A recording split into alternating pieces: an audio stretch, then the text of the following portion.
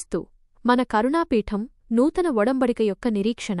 ప్రియమైన సహోదర సహోదరీలారా, మనమీరోజు దేవుని అద్భుతమైన ప్రేమను, మన పాపక్షమాపణ కొరకు ఆయన ఏర్పర్చిన మార్గాన్ని ధ్యానిద్దాం. పాత నిబంధనలో మనకు కరుణాపీఠం మర్సీ సీట్ గురించి తెలుసు.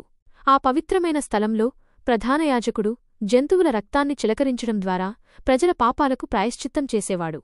ఆ కరుణాపీఠం దేవుని సన్నిధికి ఆయన దయకు చిహ్నంగా ఉండేది.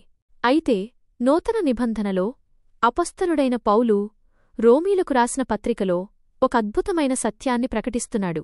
దేవుడు క్రీస్తును మన కరుణాఫలకంగా లేదా కరుణాపీఠంగా అందరికీ ప్రదర్శించాడని ఆయన వ్రాశారు. పాత ఒడంబడికలో జంతురక్తం పాపక్షమాపణ కలిగించినట్లే ఇప్పుడు మనకు క్రీస్తే ఆ కరుణాపీఠం. శిలువపై వ్రేలాడుతూ తన స్వంత రక్తాన్ని చిందించిన క్రీస్తు దేహమే మన రక్తసిక్తమైన కరుణాపీఠం వంటిది. ఈ శిలువపై వ్రేలాడిన క్రీస్తునందే యావే దేవుడు నిలకడగా ఉన్నాడు. ఈ కారణంగానే దేవుడు క్రీస్తు ద్వారా లోకాన్ని తనతో సమాధానపరుచుకోగలిగాడు అని కొరింథీలకు రాసిన 2వ పత్రిక తెలియచేస్తోంది. కరుణాపీఠం నుండి శిలువకు గొప్ప భేదాలు. పాత ఒడంబడికలోని కరుణాపీఠానికి, మన ప్రభువైన క్రీస్తు అనే కరుణా ఫలకానికి కొన్ని ముఖ్యమైన భేదాలున్నాయి. 1. బలి.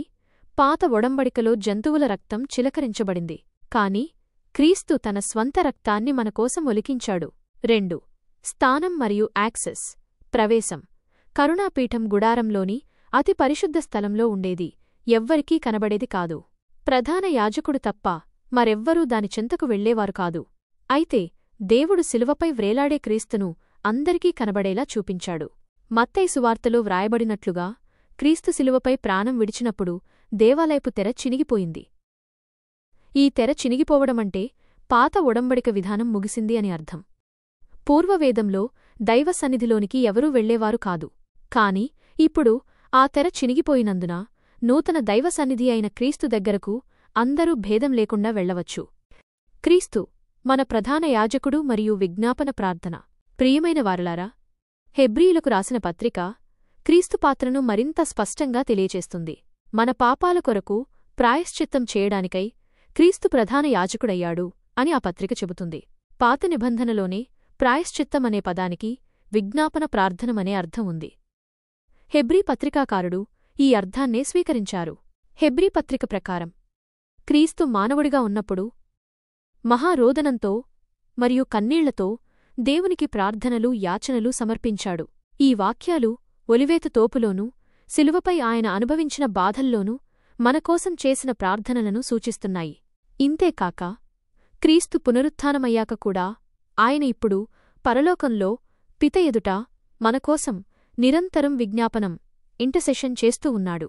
హేబెలు చిందించిన రక్తం కంటే క్రీస్తు చిందించిన రక్తం మన తరపున గొప్పగా మొరపెడుతుంది అని హెబ్రీ పత్రిక మరొక చోట తెలియచేస్తోంది. ఇక్కడ కూడా రక్తం చిందించి ప్రాయశ్చిత్తం చేయడమంటే మనకోసం విజ్ఞాపన ప్రార్థనం చేయడమే అనే భావం ఉంది. ముగింపు. సహోదర సహోదరీలారా, పాత నిబంధనలోని కరుణాపీఠం యొక్క ప్రతిరూపమే మన ప్రభువైన యేసుక్రీస్తు. ఆయన తన స్వంత రక్తంతో మనకోసం శాశ్వతమైన ప్రాయశ్చిత్తాన్ని సాధించాడు. ఆయన మన ప్రధాన యాజకుడుగా, కరుణాఫలకంగా మనపట్ల దయతో, విజ్ఞాపనతో మెలుగుతూ ఉన్నాడు. ఈ గొప్ప దయను మనం నిత్యం స్మరించుకుంటూ మన రక్షకుని అయిన క్రీస్తును ఆశ్రయించుకుందాం. ఆయన విజ్ఞాపనం మనలను పాపబంధకాల నుండి రక్షిస్తూ ఉండాలని ప్రార్థిద్దాం. ఆమెన్.